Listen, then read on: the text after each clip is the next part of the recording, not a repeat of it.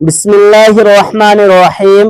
معزز اور محترم ناظرین کرام، یاد رکھیے کہ دین اسلام کی پاکیزہ تعلیمات میں جمعہ کا دن محض ایک عام تقویم کا حصہ نہیں بلکہ یہ رب ذوالجلال کی طرف سے دی گئی بے پناہ برکات، ان گنت فضیلتوں اور لامتناہی الہامی رحمتوں کا ایک ایسا حسین اور جمیل مجموعہ ہے جسے ہفتے کے تمام دنوں پر مکمل سیادت حاصل ہے اور اسے تمام ایام کا سردار تسلیم کیا گیا ہے۔ اس عظیم دن کی تاریخی، کائناتی اور روحانی عظمت کا اندازہ اس بات سے لگائیے کہ اسی مبارک دن سیدنا آدم علیہ السلام کی تخلیق ہوئی، اسی روز وہ جنت کے پرسکون، معطر اور روحانی ماحول میں داخل کیے گئے، اسی دن اللہ تبارک و تعالیٰ کے حکم سے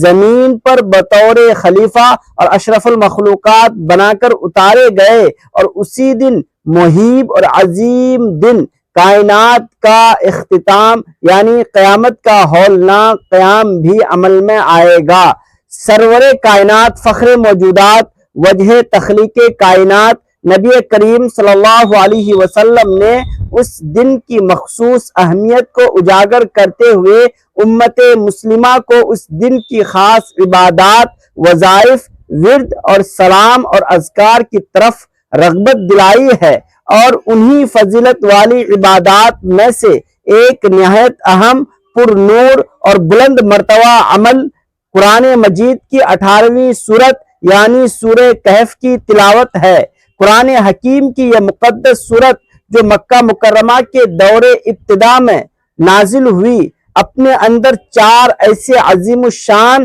اور عبرت انگیز قصے سموئے ہوئے ہیں جو انسانی زندگی کے ہر دور کے لیے مشعل راہ ہیں۔ ان میں اصحاب کہف کی وہ مثالی ایمانی قربانی ہے جنہوں نے اپنے رب کی توحید کی خاطر دنیا کی ہر مادی آسائش کو ٹھکرا کر ایک تاریک غار کی تنہائی کو ترجیح دی۔ 2 باغوں والے اس مغرور شخص کا دردناک انجام ہے جو ہمیں بتاتا ہے کہ مال و دولت کی حقیقت اللہ تبارک و تعالیٰ کے سامنے کچھ بھی نہیں ہے۔ حضرت موسیٰ علیہ السلام اور حضرت خضر علیہ السلام کا وہ علمی اور صبر آزما سفر ہے جو انسانی عقل کی محدودیت اور مشیت الہی کی وسعت کو ظاہر کرتا ہے، اور حضرت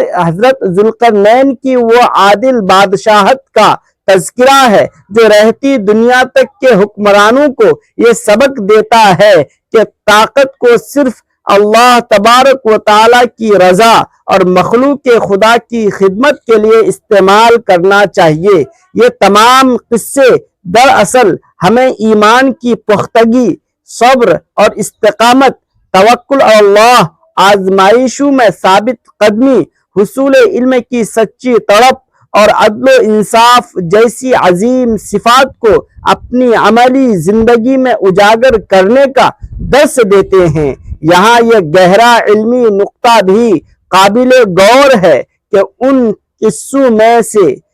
ہر ایک قصہ کسی نہ کسی بڑے فتنے سے بچاؤ کا راستہ دکھاتا ہے۔ جیسے اصحاب کہف کا قصہ عقیدے کے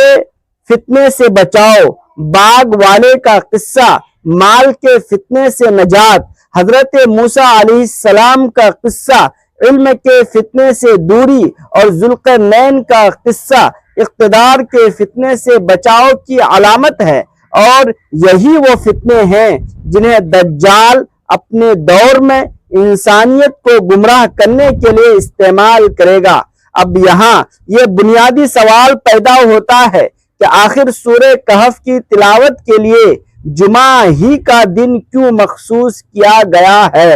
اور اس کے پیچھے کیا الہامی حکمت اور کیا لامتناہی فوائد پوشیدہ ہیں؟ تو آئیے اس کا جامع جواب احادیث مبارکہ کے روشن چراغوں میں تلاش کرتے ہیں۔ حضرت ابو درداء رضی اللہ تعالی عنہ سے مروی ہے کہ نبی کریم صلی اللہ تعالی علیہ وسلم نے ارشاد فرمایا کہ جو شخص سورہ کہف کی ابتدائی 10 آیات کو مکمل اخلاص سے یاد کر لے گا وہ دجال کے فتنے سے محفوظ رہے گا۔ اور ہم جانتے ہیں کہ دجال کا فتنہ انسانی تاریخ کا وہ خطرناک ترین فتنہ ہوگا جس سے بچنے کی تاکید اور دعا ہر نبی نے اپنی امت کو کی، اور خود نبی کریم صلی اللہ تعالی علیہ وسلم نے بھی نمازوں میں اس سے پناہ مانگی ہے۔ اب ذرا چشمے تصور سے دیکھیں کہ اگر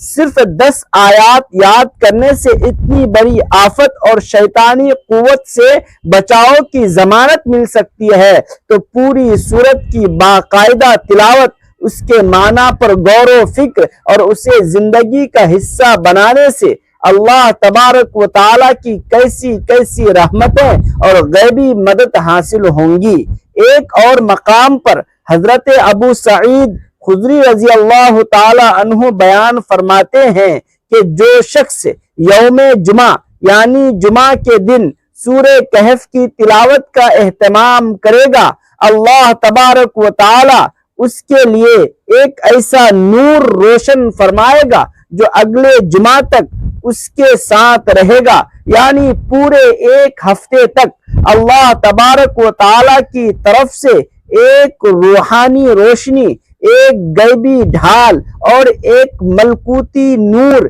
انسان کے گرد حصار بنا لیتا ہے جو اسے گمراہی کی پگڈنڈیوں سے بچاتا ہے، دل کے سیاہ زنگ کو دور کرتا ہے اور ایمان کی شمع کو نئی جلا بخشتا ہے۔ حضرت عبداللہ بن مسعود رضی اللہ تعالی عنہ کی روایت کے مطابق جو شخص جمعہ کی رات اس سورت کو پڑھے گا، اس سورت کی تلاوت کرے گا، اس پر اللہ تبارک و تعالیٰ کی خاص رحمت کے فرشتے نازل ہوں گے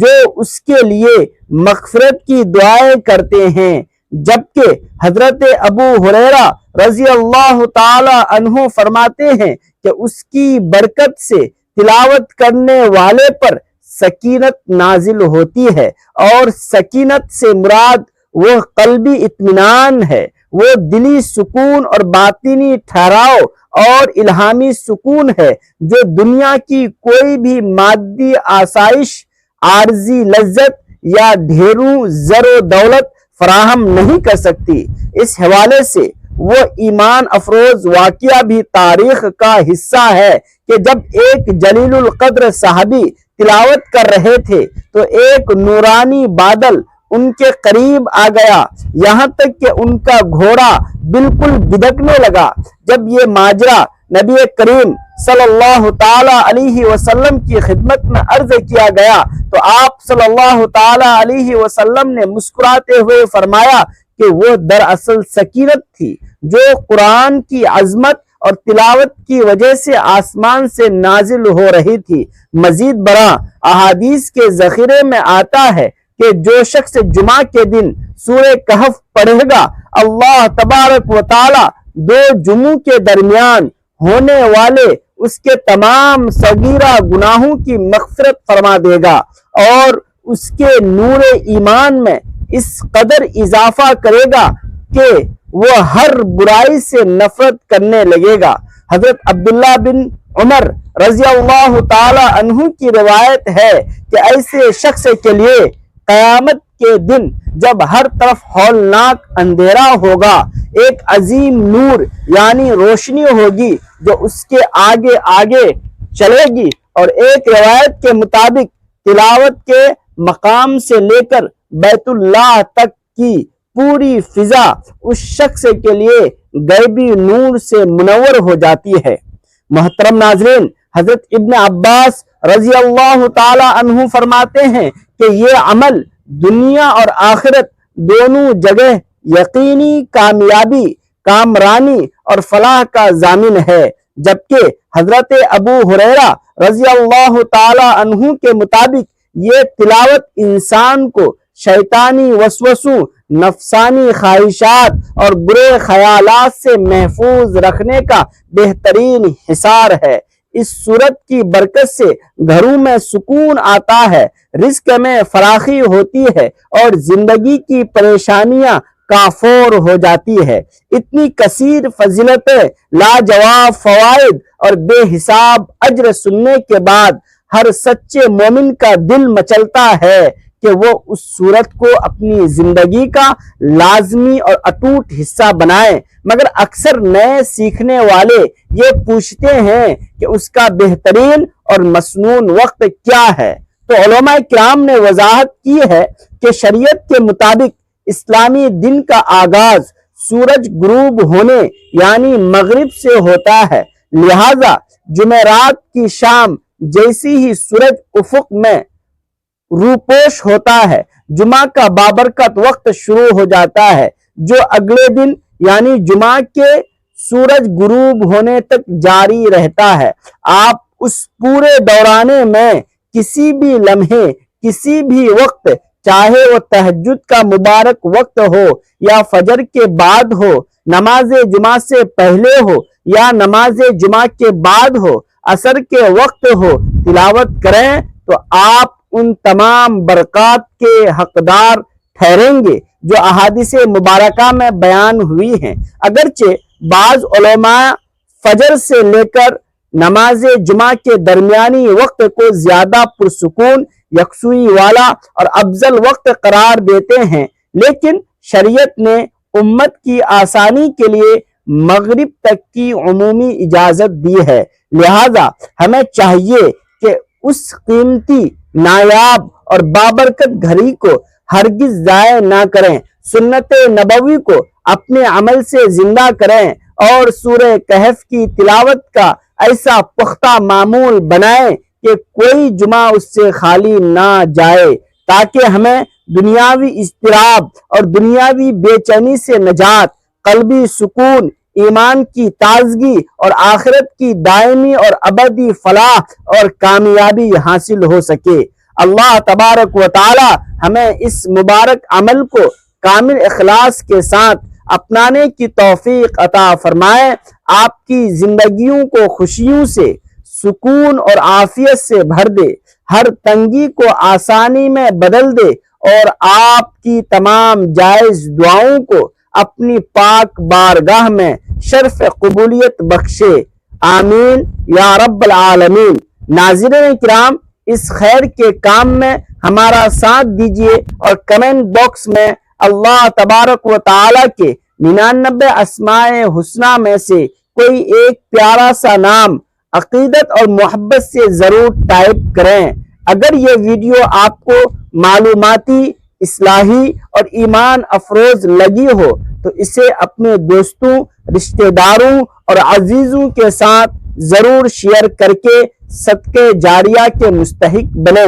वीडियो को लाइक करें और मजीद ऐसी रूहानी और इस्लाही वीडियोस के लिए हमारे चैनल को सब्सक्राइब करना ना भूलें। मिलते हैं एक नई और दिलचस्प वीडियो के साथ। तब तक के लिए अपना और अपने तमाम गिरद नवाह के लोगों का बहुत बहुत ख्याल रखिएगा। अल्लाह हाफिज। अस्सलामु अलैकुम व रहमतुल्लाहि व बरकातुहू।